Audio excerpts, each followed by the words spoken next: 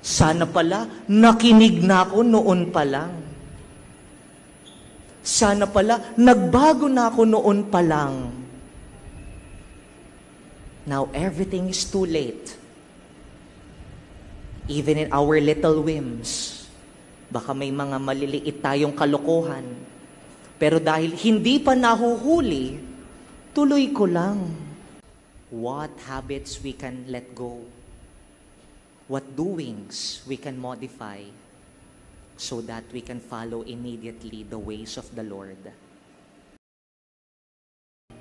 The Lord be with you. And with your spirit. A reading from the Holy Gospel according to Mark. Glory to you, O Lord. Then they came to Capernaum, and on the Sabbath, Jesus entered the synagogue and taught. The people were astonished at his teaching, for he taught them as one having authority and not as the scribes. In their synagogue was a man with an unclean spirit. He cried out, "What have you to do with us, Jesus of Nazareth? Have you come to destroy us? I know who you are, the Holy One of God." Jesus rebuked him and said, "Quiet, come out of him." The unclean spirit convulsed him, and with a loud cry came out of him. All were amazed and asked one another, "What is this? A new teaching with authority. He commands even the unclean spirits, and they obey him." His fame spread everywhere throughout the whole region of Galilee. The Gospel of the Lord. Praise to you, Lord Jesus Christ. Good evening, my dear brothers and sisters. What I am about to share you, I shared in one of the holy hours I celebrated in this very chapel. My father is a stroke patient. As early as the age of 40, he already acquired stroke. May pumutok pong ugat sa kanyang ulo, causing him to be paralyzed half-body. Imagine, as early as the age of 40, you are already paralyzed, immobile, cannot enjoy life as it is. And if you may ask, how come did he suffer stroke at a very young age, Father? It's because of the bad drinking habits of my father. I and my mom were repeatedly reminding him, "Pa, it's not healthy for you. It's not healthy for your kidneys, for your livers, not healthy for your whole self. Iwas ka na uminom." Repeatedly, we tell him that. Until one afternoon, he did not know that he was already having a hypertension, high blood na pala siya. And because of the amount of liquor he drank, his blood became so thick, malapot na po. And it burst on his head, causing my father to be paralyzed half-body. And you will ask me, "Father, why are you telling us this story?" Because if you listen carefully to our first reading, we see Moses acting like a mouthpiece of God for the Israelites. Moses kept on reminding the Israelites what God wanted to do for the Israelites. Pero ano po ang madalas nangyayari? The Israelites give him a deaf ear. Ayaw nilang makinig. Which reminds me of my father. I and my mom acted like little Moses to him. But sometimes because of our stubbornness, alam ko kung ano yung the best para sa akin, alam ko saan ako sasaya, We shut off other people in our lives, thinking that when they correct us, that when they remind us, we think that it is an attack in our character instead of seeing it as their love and concern for us. Sino ka para sabihan ako? O di palit tayo buhay. Ikaw pala ang nakakaalam kaysa sa akin. Most of the times, that's how we react. When people try to give us little reminders, when people act like little Moseses in our lives. But I tell you, my dear brothers and sisters, these little Moseses, these people who show their constant concern by reminding us of our sometimes mistakes, of how we can lead our lives, they are not our enemies. They are angels. They are heaven-sent. Pinapadala sila ng Diyos sa atin. Because sometimes all we need to do is to listen to others' voices. Minsan alam naman na natin yung gagawin natin. Pero mas maganda lang marinig sa boses ng iba. Pero yun nga, because of our pride, ego, selfishness, I know what is best for me. I do not need your reminders in my life. We shut down these little Moseses. But there's a danger. If we start not to listen to these little Moseses in our life, nakakatakot po. You know why?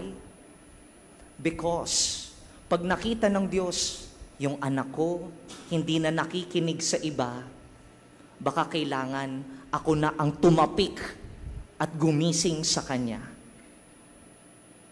Mas nakakatakot po pag ang Diyos na ang kumausap sa atin ng personal dahil sarado na tayo sa sinasabi ng ibang tao sa atin. Just like the experience in my family. When my father shut his ear to us, me and my mom, the Lord took him personally. Perhaps it's time for you to listen. Not to destroy you, but so that He can save what is left on you. That's why I tell you, my dear brothers and sisters, as early as now, let us be keen and sensitive to how our Lord has been talking in our lives, in our prayers, in our contemplations, and most especially to how people are trying to lead us towards our God. They are not our enemies. They are prophets acting as mouthpieces of God in our lives. Take a look at our gospel. How does Jesus teach? Paano magturo si Jesus? Saint Mark described him. The people were astonished at his teaching, for he taught them as one having authority. That's why I am telling you that warning. That let us be sensitive enough to how daily our Lord has been talking to us. Kesa dumating sa punto, pag Diyos na ang tumapik sa atin, it is already too late. That right now, my father is still alive, even though he does not drink, but the effects of the stroke are already irreversible. Baka kapag pinersonal tayo ng Diyos, hindi na natin mabago ang lahat. Ano pong concrete examples nito sa buhay natin? Halimbawa po, meron po sa atin mahihilig sa soft drinks, o kaya milk tea, o kaya ano po yung mga sa Starbucks, mga coffee, mga latte, matcha, and all those sweets.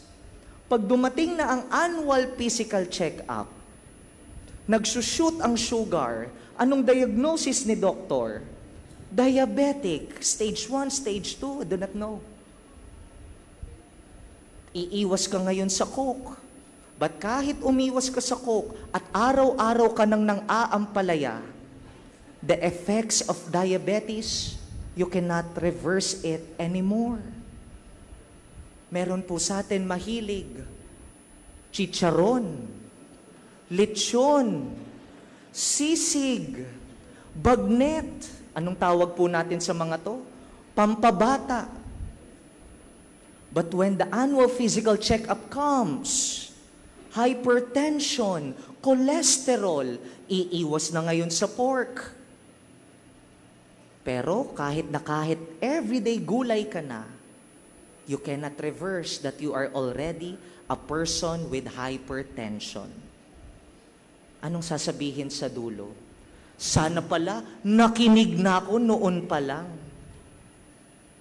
Sana pala, nagbago na ako noon pa lang. Now, everything is too late. Even in our little whims, baka may mga maliliit tayong kalokohan. Pero dahil hindi pa nahuhuli, tuloy ko lang.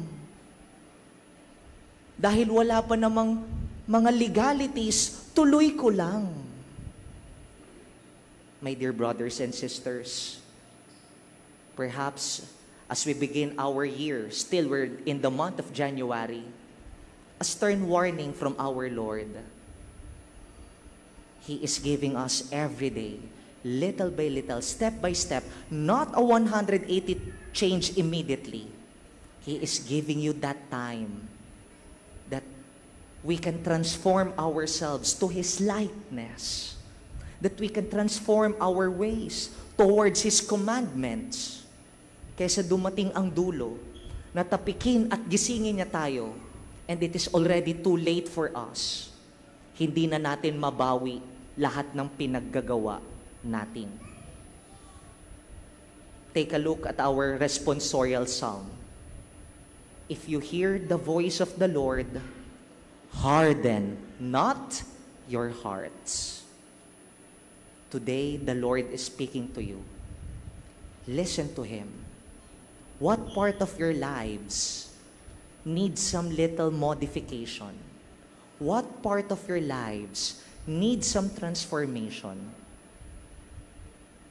Pwede ka pang magsimula ngayon. It's not yet too late. He's giving you that time. At wag na nating hintayin yung dulo na pag siya na mismo, dahil hindi na tayo nakikinig, siya na ang gumising at mag-realize sa atin nasaan ka na. So my dear brothers and sisters, we offer in this Mass what habits we can let go, what doings we can modify, so that we can follow immediately the ways of the Lord. I'd like to end with our responsorial psalm. If today you hear the voice of the Lord, harden not your hearts. Amen.